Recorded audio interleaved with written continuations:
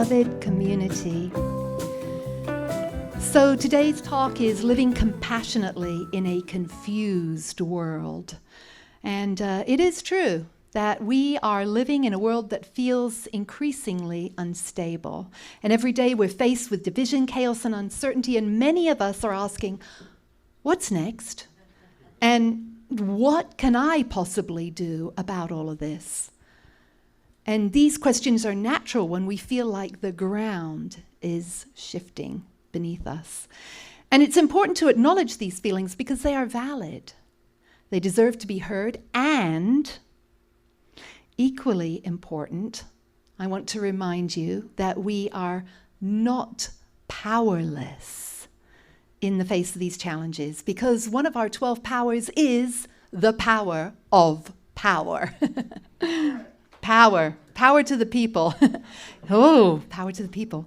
So we have within us the strength and wisdom needed to move through these difficult times with peace and clarity and purpose. And the unknown, well, it can make us feel anxious because we naturally crave control and security. We want things to be secure and stable. And when we hear of people suffering from the actions of others, including our loved ones, including some of the members of our community, including some of our friends and others, our compassionate hearts hurt because we feel that pain too. And we might feel as though we need to fix everything right at this very moment. And we can find ourselves in feeling that way, then becoming overwhelmed and paralyzed and unsure of where on earth to focus our energy.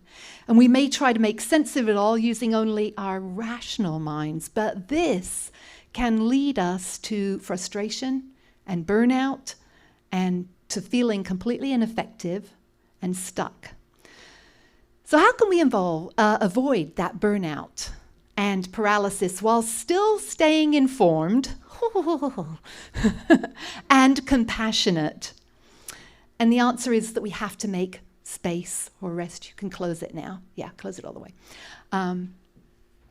We can learn a lot about Jesus, who in unity we view as a master teacher, about the importance of rest and renewal, because throughout his life, he would often withdraw from the crowds to find quiet places where he could recharge. In Matthew 11:28, he says something I find really comforting. He says, "Come to me, all you who are weary and burdened, and I will give you rest. Take my yoke upon you and learn from me, for I am gentle and humble in heart, and you will find rest for your souls. For my yoke is easy and my burden is light." Now, from a unity perspective, the weary and the burdened are all of us when we are overwhelmed. When we turn within and align with our Christ consciousness, the consciousness of love, peace, and wisdom, we can release, even if only for a moment or for longer, that grip of all the chaos and all the uncertainty outside. And we get to reconnect in a place of spiritual renewal. So the yoke that Jesus refers to is not a heavy burden, but a spiritual guide and an invitation to walk in divine wisdom. And by choosing to live through the lens of Christ consciousness, we approach the world with humility, gentleness, and compassion. And in doing so, we experience rest, not as a way to escape reality, but as a way to renew our inner peace, clarity, and capacity for action. So important right now. As many of you know, I go to a dog park every morning. Well, not every morning, but many mornings. It's actually not a dog park. It's just a park where a lot of dogs go. And I love animals. We have 5 cats at home. And the dogs, I've got some really favorite dogs. I'm hoping one will come to service one time. She's an absolutely beautiful, very well-trained dog. But because we've had bunnies. We should have a llama, I think, right? I don't know why I said that. Why not a llama? There's llama drama, let's have a llama. Okay, but anyways, when I was at the park the other day, a lady who is a lawyer came up to me and she was sharing some things when she just started sobbing. And I held her for about 3 minutes and she just sobbed. So people are opening up, finding community, finding places where they can just receive comfort and calm. So what does it look like to respond to our current times with clarity, purpose, and compassion, to live our unity teachings? Well, there's this parable, there's a story in Luke which offers us a profound lesson. And you'll know it as I share it. I know you'll know it. So a man is attacked, beaten, and left for dead by the side of the road. And a priest and a Levite, both respected religious figures, pass by without offering help, leaving the man to suffer. But then a Samaritan, a member of a group considered enemies by the Jews, stops. He sees the man in need, sets aside his own fear and maybe even his own prejudices that he may have, and he chooses to act with love and compassion. And the Samaritan not only ensures the man's immediate care, but he also invests in his long-term recovery. And the Samaritan's actions embody the essence of, does anyone know? Loving yourself, loving your neighbor as yourself. And I said loving yourself first, and it wasn't a mistake. Loving yourself, loving your neighbor as yourself. So leading up to this parable, Jesus is asked, who is my neighbor? And Jesus responds with this story about the Good Samaritan, showing that love extends far beyond our immediate circle of family and friends, to include anyone who is in need, regardless of their background, status, or how they may differ from us. And we all know the expression, the great commandment, love your neighbor as yourself, but there is an essential part of this that is so easy to overlook. As yourself. To truly love others, we must first love ourselves. And when we fail to love ourselves, we're unable to give authentic love to others. And the Samaritan exemplifies loving neighbor as self. He's able to show compassion because he does not see the world through the lens of self-interest. His love for his neighbor is not conditional, nor is it motivated by what he stands to gain. It is a natural outflow of his own sense of wholeness, peace, and divine connection. In contrast to those who are motivated by selfish desire, the Samaritan's actions come from a place of deep, deep spiritual alignment. And he understands that to love his neighbor, he must first be grounded in love to himself, for he cannot offer what he does not possess. And his love allows him to act selflessly in the face of uncertainty, in the face of risk, in the face of fear. So the call to love our neighbor as ourselves invites every single one of us to reflect on how we are loving ourselves. Because true self-love is not selfishness, it's an abundant, unconditional love that allows us to then show up for others in meaningful ways. And when we're rooted in self-love, in compassion, and spiritual alignment, we respond to the world with clarity, wisdom, and the courage to make a difference. In doing so, we help not only others, we also help ourselves by nurturing our divine connection to the peace and the love that resides within. In unity, we believe that love and justice are inseparable. Love is not just a feeling, It is an whispering. We cannot whisper. There's a great lesson right there. It is what? It is action. Yeah, that was so like, we don't know, scared to say it. I don't know if I'm right. Say it out loud. Use your voice. Action. Love is not just a feeling, it is an action. It actually is an action. The Samaritan did not simply feel compassion. Oh, look at you down there. Feel bad for you. Oh, good, glad I have a nice warm home. Oh, I'm going home to that. Sorry. No, he acted on his compassion. His actions are an example of what it means to live with compassion in the face of uncertainty. Oh, how familiar. He chooses to help despite the risks to his own safety and despite the societal barriers that could have kept him from extending care.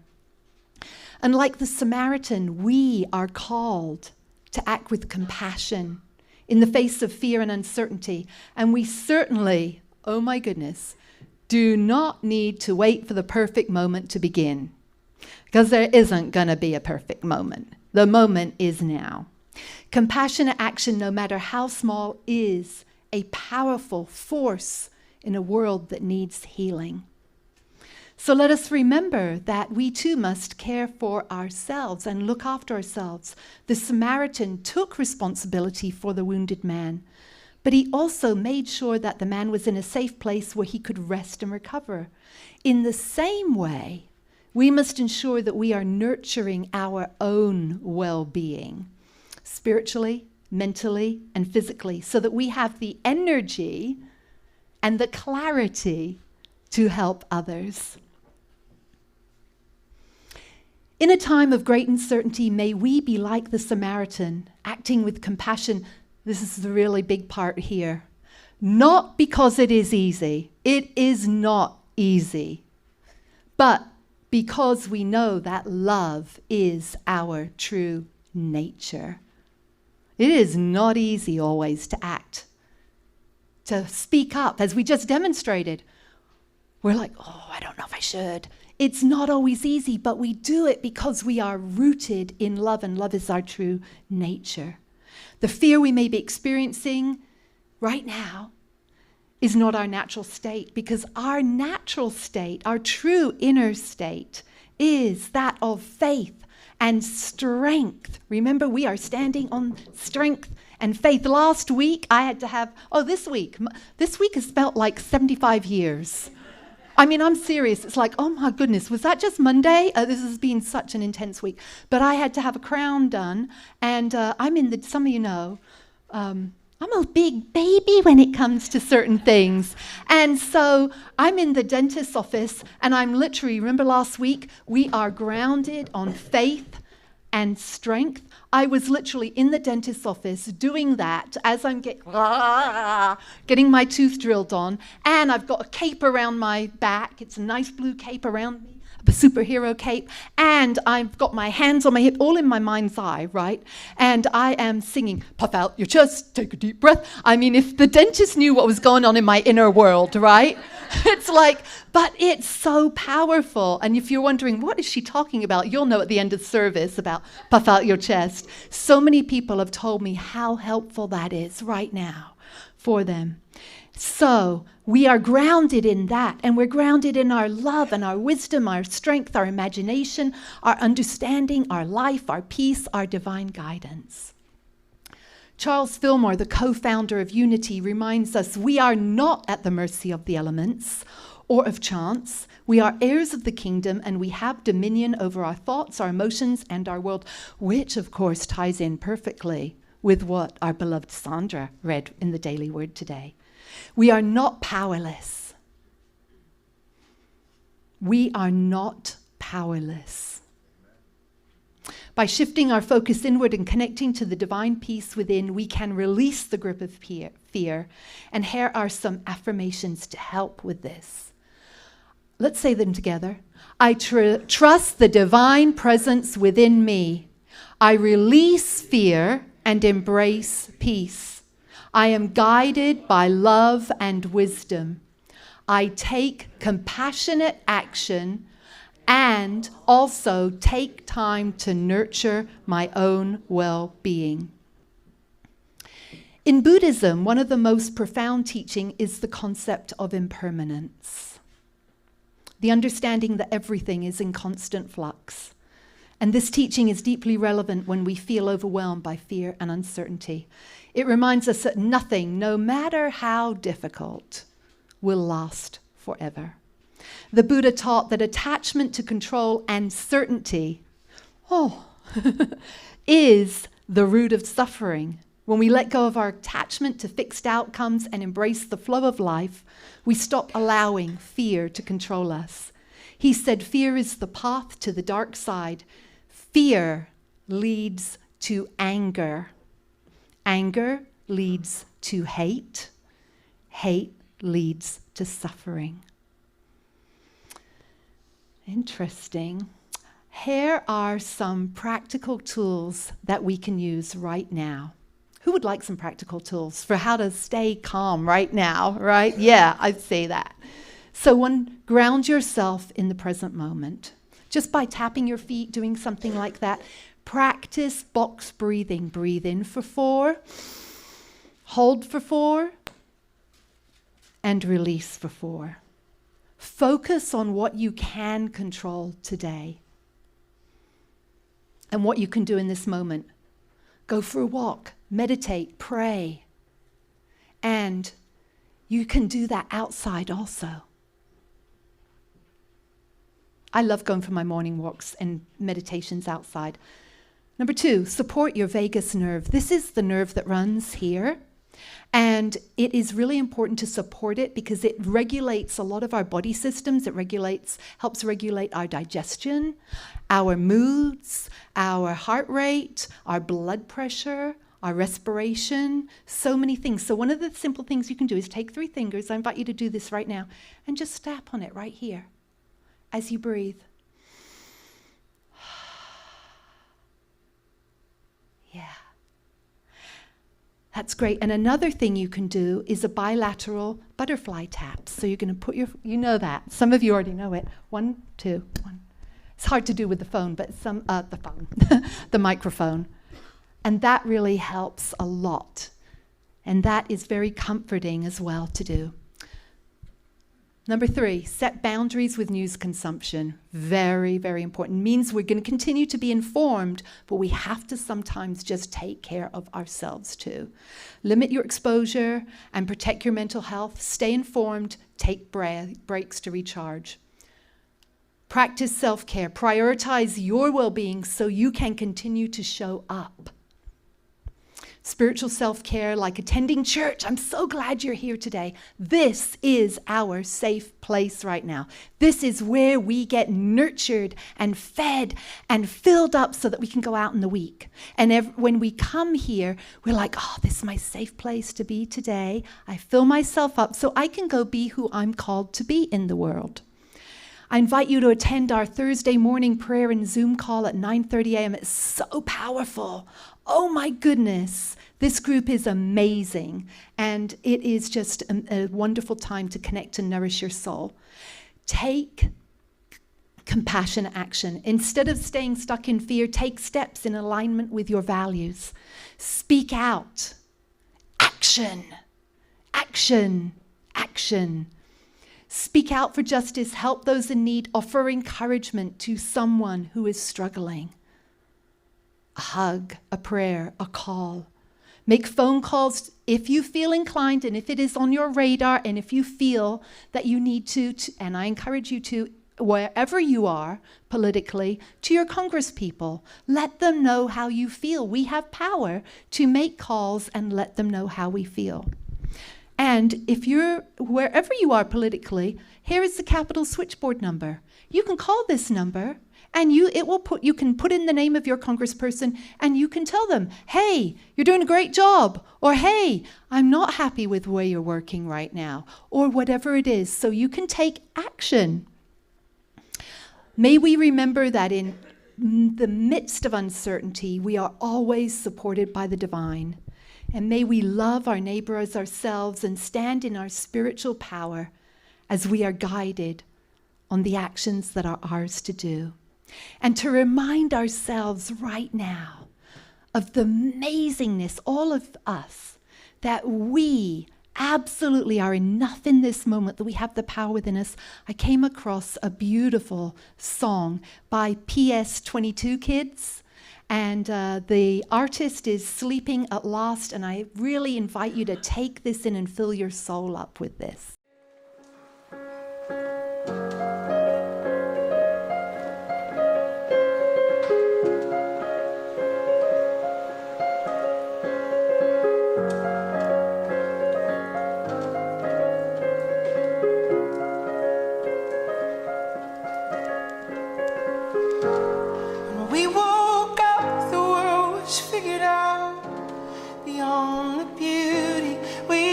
About this brilliant light, brighter than we've known, without our darkness to prove it so. So we can't help but to examine it, to add our question marks to periods. At the foot of our bed there lies an envelope. You're enough, you're enough, you're enough, you are enough. These little words, somehow they're changing us. You're enough, you are enough. So we let our shadows fall away like dust.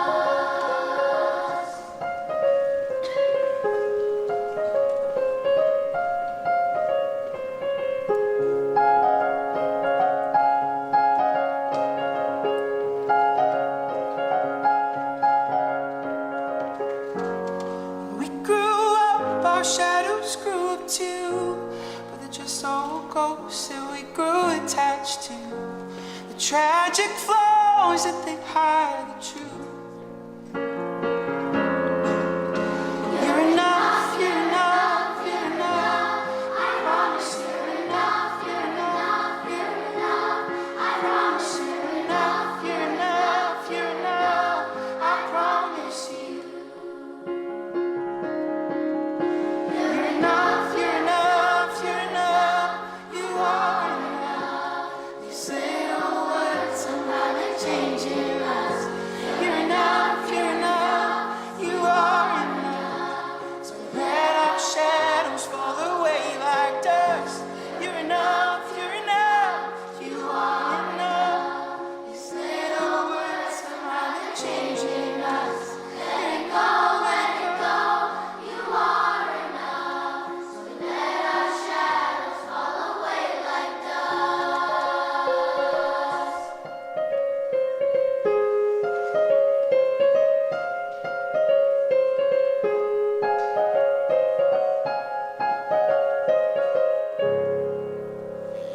Go, Hannah!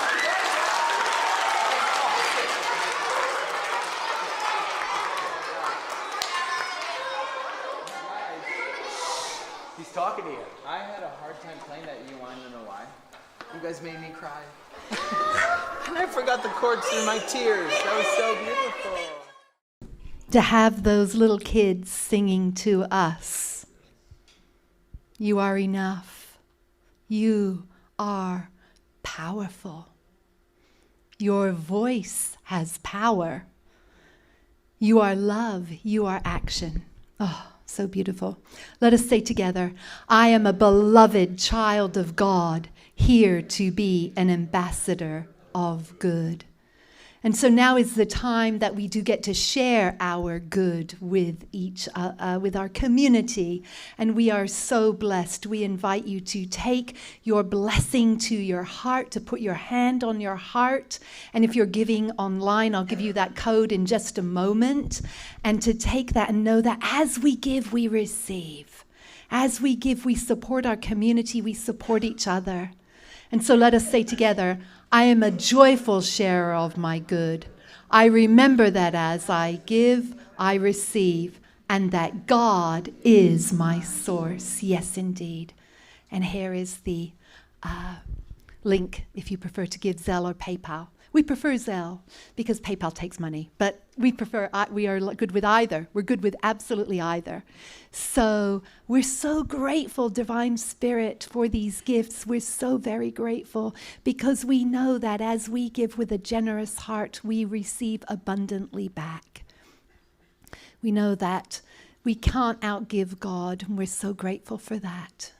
And we're so grateful today for Carla training. We're having now specific collectors. We're really excited to do this. We want to have some specific designated greeters. If you're interested in being a greeter, let Carla know.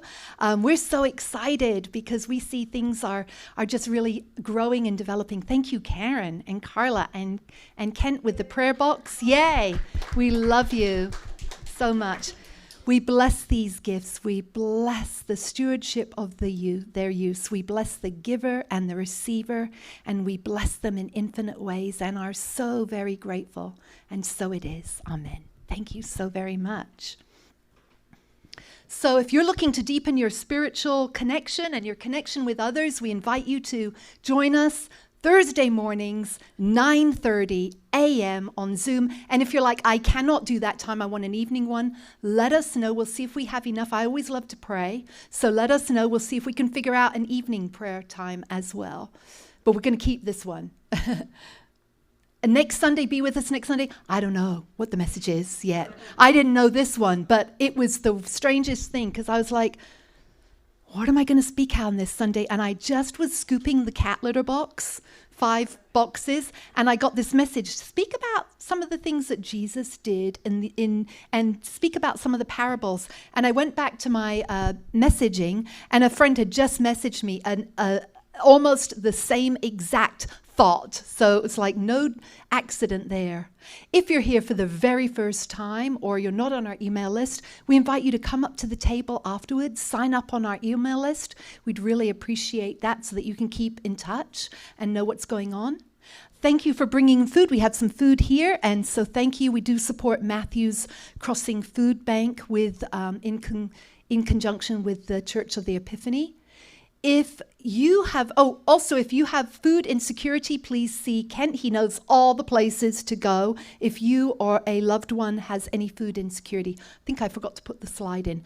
If you have not filled out a membership form this year, please do so. Carla has them at the back, and return it. Very important to do and fill one of those out. So please see Carla after. Because we have our annual meeting coming up. We're going to vote on new board members. We're so excited. And that's going to be on Sunday, March 2nd, right after service. So mark that on your calendar. We are excited for that. And so now we will have our prayer for protection. Let's say together, the light of God surrounds us. The love of God enfolds us. The power of God protects us. The presence of God watches over us. Wherever we are, God is. All is well, and we are grateful. Beloveds online, we hope that you come and join us in person very soon.